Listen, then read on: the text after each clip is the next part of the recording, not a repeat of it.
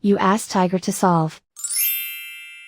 This deals with linear equations with one unknown. The final result is y equals 3.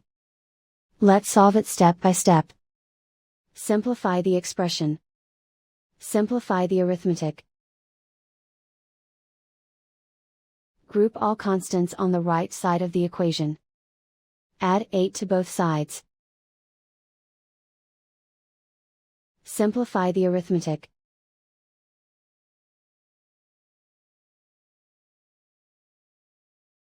Isolate the y. Divide both sides by 7.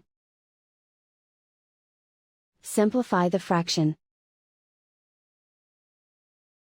Find the greatest common factor of the numerator and denominator. Factor out and cancel the greatest common factor. And so the final result is y equals 3.